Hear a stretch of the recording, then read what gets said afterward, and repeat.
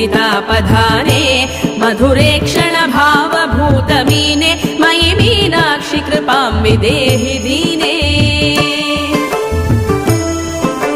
तपनीय पयोजिनी तटस्थे दुहिनप्राय महीधरोधरस्थे मदनारि परिग्रहे कृतार्थे मयि मीनाक्षि कृपां निदेहि सार्थे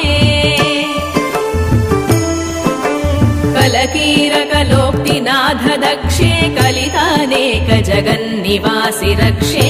मदनाशुकहल्लकान्तपाणे मयि मीनाक्षि कृपां कुरु प्रवीणे